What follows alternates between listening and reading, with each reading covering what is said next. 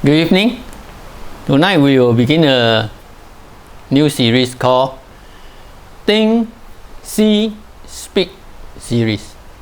How we think, what we see, how we speak affects us, and it has great impact over our lives. And tonight we will look at the first series, and the title is Change Your Thinking, Change Your Destiny. Or when one changes his or her thinking, then that person will also change his or her destiny. Now, water takes the shape of the pipe it runs through. If the pipe is curvy, it becomes curvy. If the pipe is a fat pipe, then it becomes fat. If the pipe is narrow, then it becomes narrow. Now, if you put water in a square basin, it will become square. If you put water in a round basin, then it becomes round. You put in an oval basin and it becomes oval shape. So water has no shape. Water takes the shape of the containers. Well, our life energy takes the shape of our thoughts and thinking. Now, our life energy actually takes the shape of our thoughts and our thinking. Our thinking will affect what we do, how motivated we are. It is that important. And our thinking will determine our actions and behavior, which in turn will determine our future. So thinking is just so basic, it is so fundamental, and it is so important.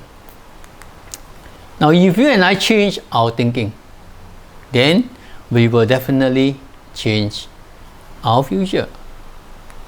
Someone said, sow a thought, reap an action. Sow an action, reap a habit. Sow a habit, reap a character. Sow a character, reap a destiny. And everything starts with a thought. So if we have the right thought, right kind of thinking, then we will reap a destiny, because there are progression, and it builds on from the previous foundation we have laid. So you start with a thought, then an action, from action becomes a habit, from habit becomes a character, and character will reap a destiny. But it all started with a thought, with our thinking. Well, in the Bible we have this particular incident, and it's very interesting because this group of people have the same exposure, but they draw different assumptions. They were exposed to the same conditions, same environment, same experience, but they drew different conclusions. Just like you see in the slide, in the water in the in the test tube, some are straight, some are fat, some are curvy, and how you think affects your behavior. So we come to these records found in Exodus, when Moses was leading the children of Israel about to enter Canaan.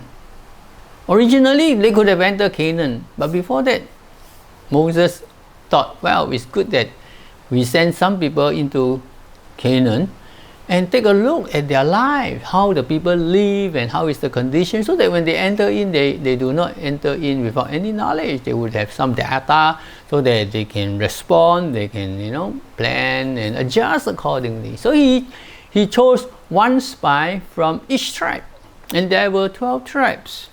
So there were 12 representatives that form this group of, maybe we call the recce party.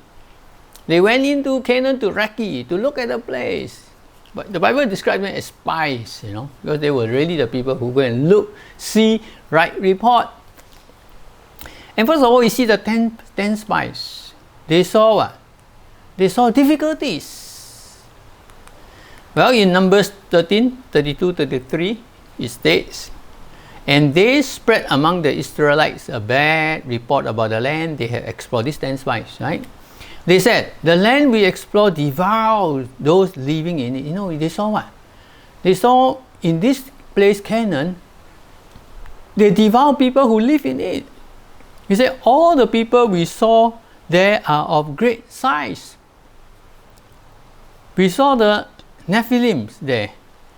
We seems like grasshoppers in our own eyes, and we look the same to them. Now you look.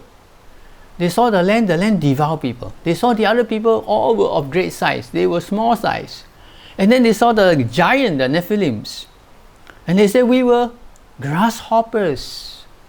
They don't even look at themselves as human beings. They said we were grasshoppers. You know how small are grasshoppers? And he said, we are grasshopper in our own eyes, and the way they see us is also grasshopper. You know, they are actually assuming, I believe. So you see, these 10 spies, they gave a negative, bad, evil report. But Joshua and Caleb saw opportunities. Now remember, there were 12 spies. Caleb and Joshua, they represent their tribes. And so they were the remaining 2 out of the 12. And they gave an alternative report. What they saw? They saw opportunities. And in Numbers chapter 14, verses 6 to 8, it says, Joshua son of Nun and Caleb son of Jephunneh, who were among those who had explored the land, tore their clothes and said to the entire Israelite assembly. Now you see, the 12 spies, they were all exposed to the same thing.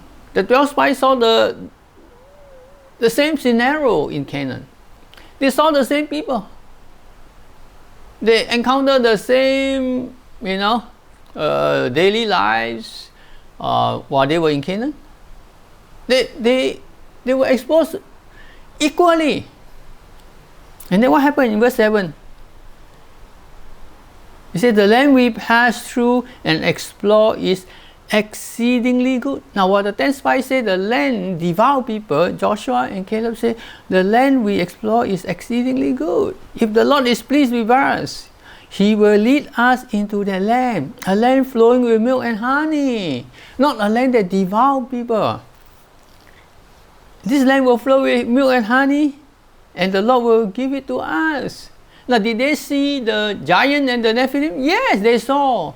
But were they afraid? No, they were not. They saw what God sees. So you see, 2 groups of people, 2 kind of thinkings. They saw exactly the same thing, exposed to the same thing, but they draw different conclusions. They draw different assumptions. 12 spies exposed to the same data. It's not that one, the 10 has different data and they saw different things. No, they saw exactly the same. But they arrive at different assumptions. The 10 spies cannot. They said cannot. It's impossible for us to defeat the Canaanites, to defeat the Nephilim. And so what happened? None of them entered the promised land. You see, in their generation, all those who are 20 and above, all died in the wilderness. Only Joshua and Caleb were the 2 men who were above 20 years old of that generation, entered the promised land with those who were under 20 during the time when they were sent into the promised land as spies. So you see, only 2 men. And these 2 said, God will lead us. They saw possibility, they saw opportunity, and so they entered the promised land. So actually, what's the difference? The difference is not the land. The difference was the 2 kinds of thinking. So you see, thinking can affect your destiny. Thinking affected the 10 spies' destiny and affected the whole generation of Israelites' destiny. So we have this very important lesson. When we can be exposed to the same environment, exposed to the same thing, but we may draw different conclusions.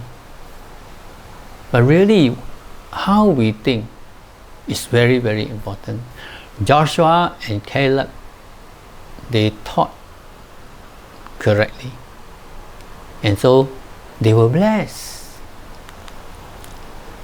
Secondly, we see what we call paradigm shift in modern times. Now, paradigm is a kind of thinking that prevail existingly. And when this thinking shift, then action will shift, result will shift. So what is this modern time paradigm shift? Now, for many, many years, athletes, they thought that running a sub 4-minute mile is impossible until the year 1954. So once knowledgeable sports commentators and athletes, they thought that it was impossible to run a mile in 4 minutes. Now this view and thinking were widely spread at that time. Why?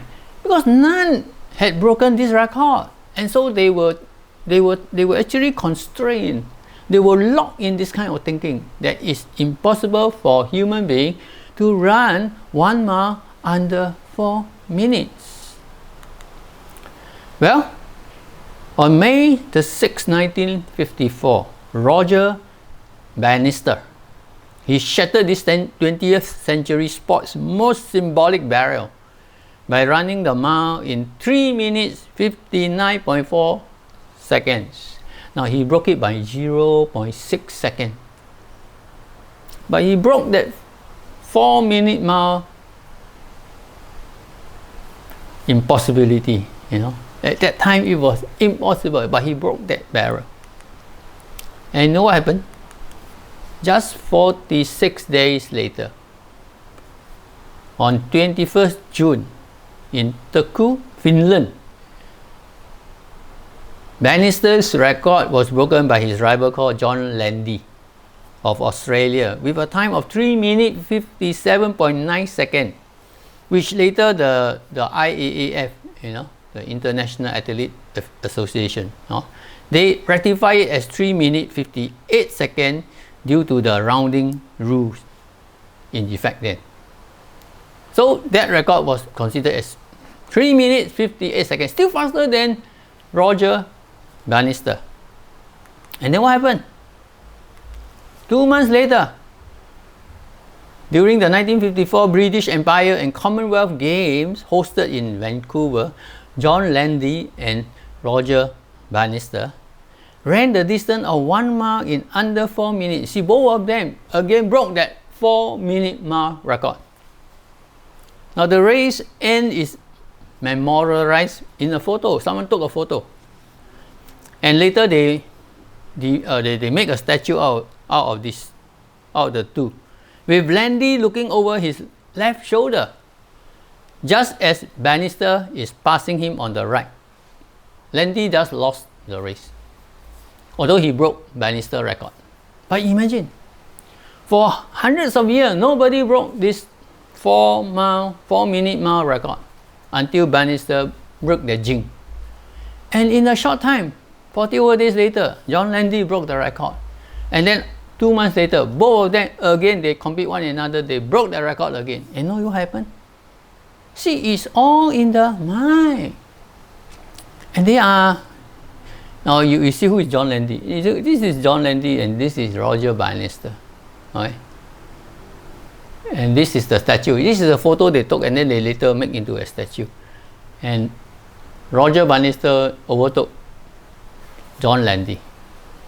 This is immortalized. But you know something? They were not the only two men that broke this record. We have other athletes, and I share with you too, because there are many others that we do not have time to consider. Then all I want is to tell you that once this thinking is broken, this barrier is broken, many people will be able to break that barrier. And we have this one man called John Walker. He managed to run 129 sub 4-minute miles during his professional career.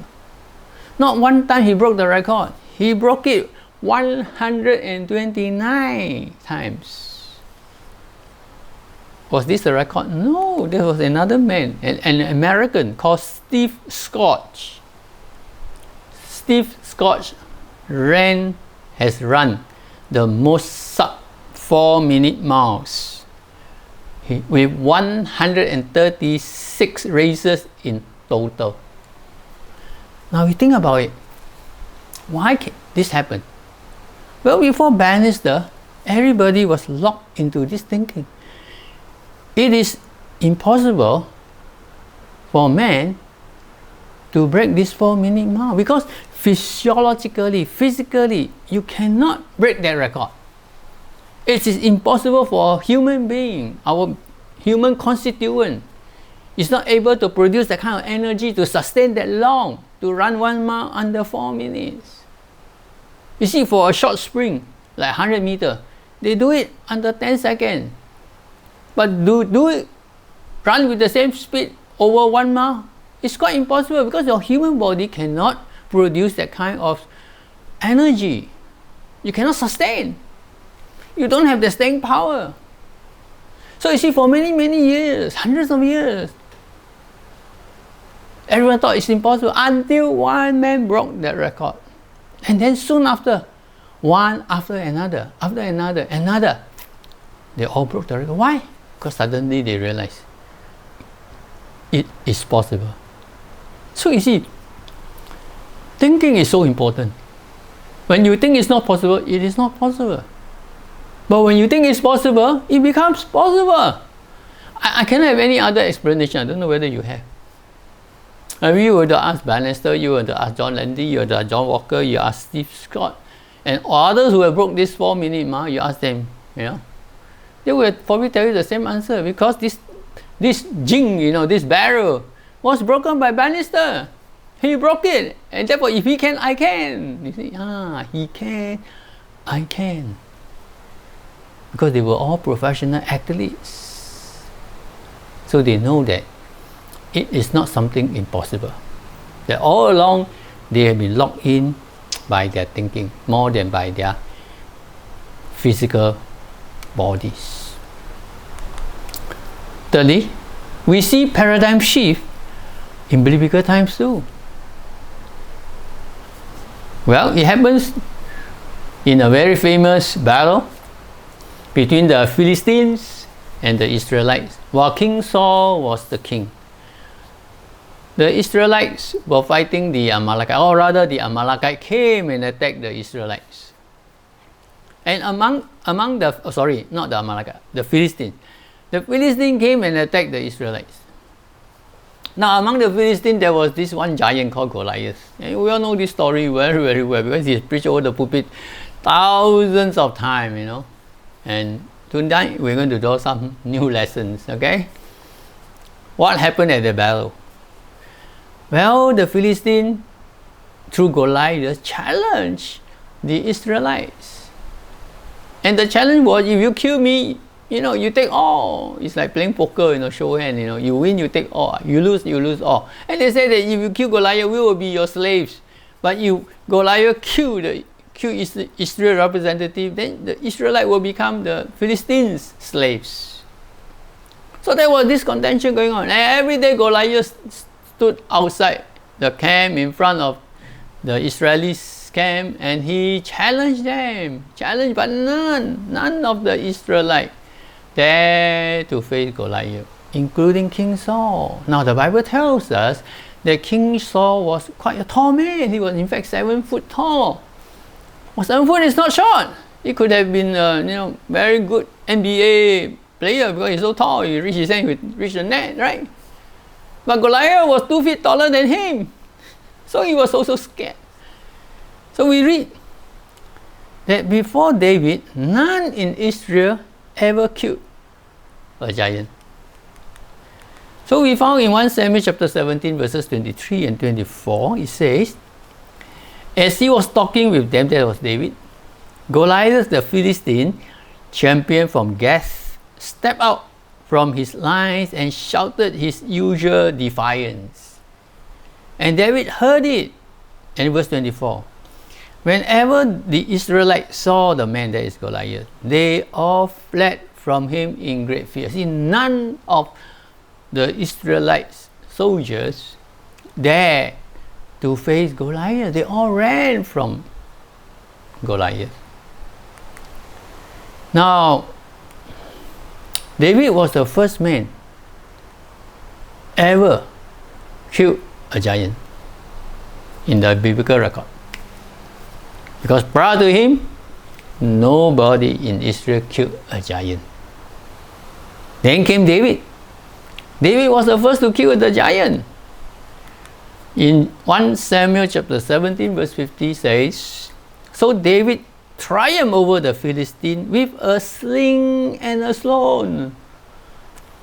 Behold, a sword in his hand, he struck down the Philistine and killed him. Now, very interesting. The Bible says he does not even possess a sword. He used a sling and a stone. And the Bible tells us that he actually picked up 5 stones, 5 round pebbles. And he used one. I will explain to you what happened to the other 4. What was the significance? Well, David was the first man who killed a giant. And interestingly, he did not even use some very fantastic weapon, some very lethal weapon. He used only a very simple sling and a stone. Well, this battle was so famous that I believe all of us have heard it many, many times over. But David was really the first man who killed a giant. Then, after David had killed the giant, you know what happened? The whole thinking changed. Because before David killed the giant, nobody in Israel thought it was possible to kill a giant. But after David killed the giant, then we read, 4 others killed a giant each. Who were they? Well, in 2 Samuel chapter 21 verse 22 summarizes it as, these 4 were descendants of Rapha in Gath. These 4 were the giants. And they fell at the hands of David and his men. Remember, Goliath also from Gath. And so, these 4 other giants, they fell at the hands of David and his men. Now, you may read this whole account from 2 Samuel chapter 21 verses 16 to 22.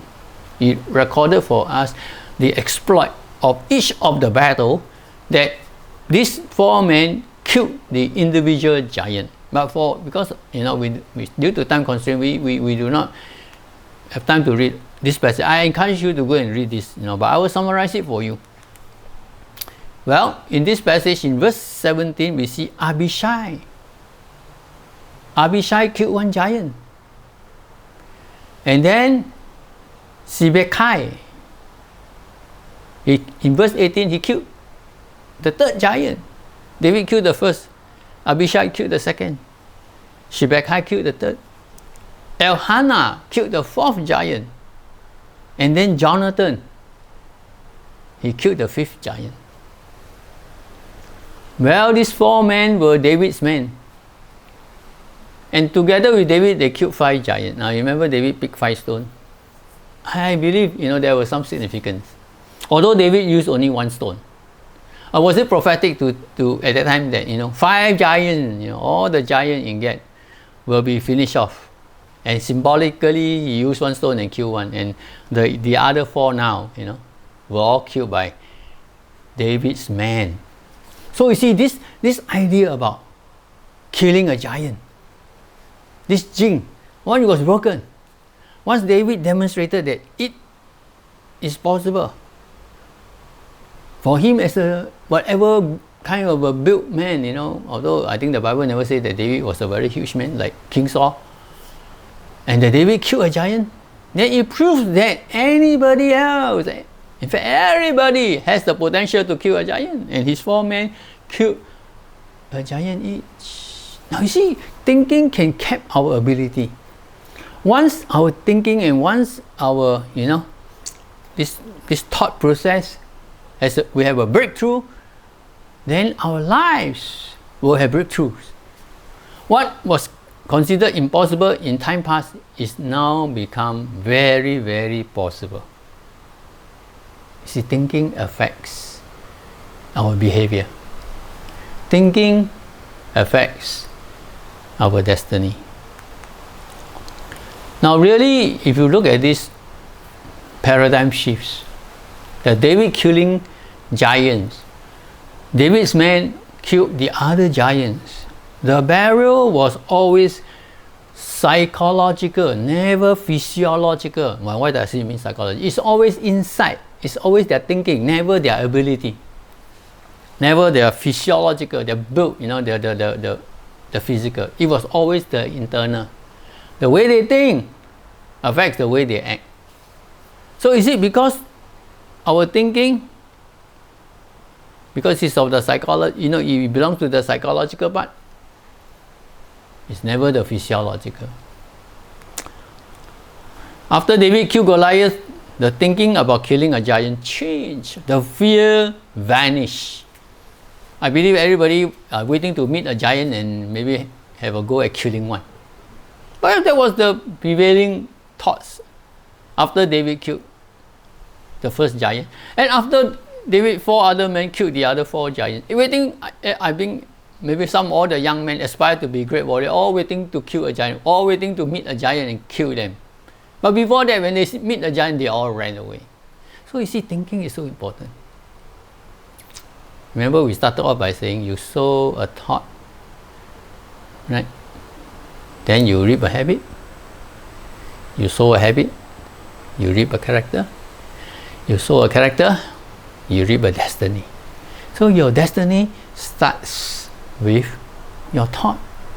Your thinking will change your destiny.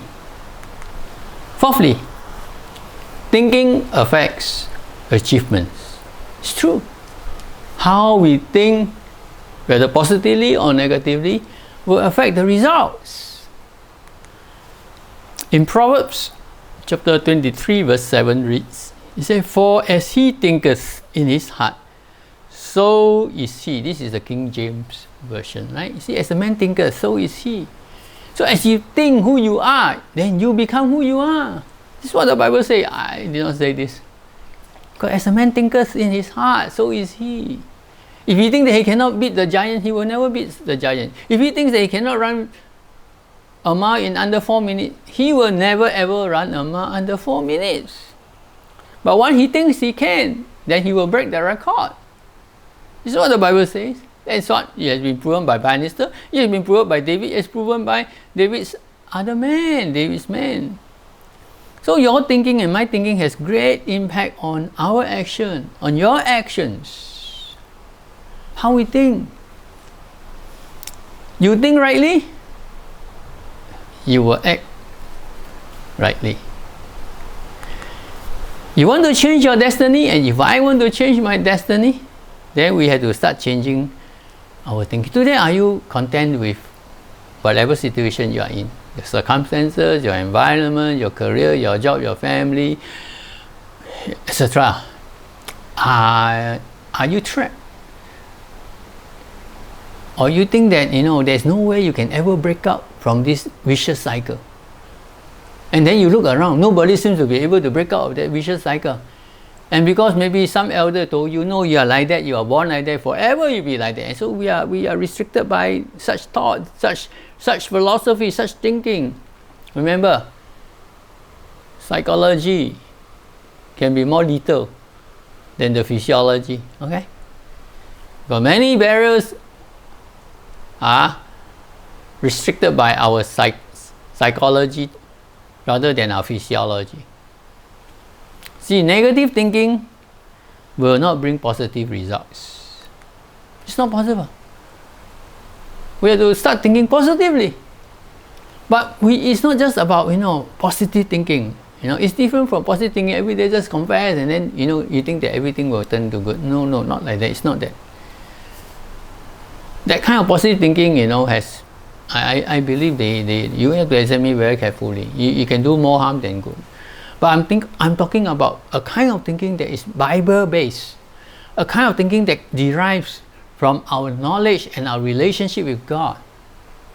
That as we study the Bible, as we relate with God in the positive way, our thinking will change. Because we are connected with God. The Spirit of the living God is connected with our spirit. And the Holy Spirit is in us. And therefore, when these are linked, and then our thought begin to align with God's thought, our thinking change. Our destiny will change. I believe with all my heart that if we learn to change the way we look at things, the way we think, then our life's destiny will change. So, do not be despair. Do not be discouraged. Make sure that you and I are connected with God. We are connected with the Word of God. And then when we learn to change the way we think, when there is a paradigm shift, then our destiny will change. You will break free, and I will break free from whatever negative, adverse circumstances you and I are in now. It is possible with God's help. So may God bless us all. Good night.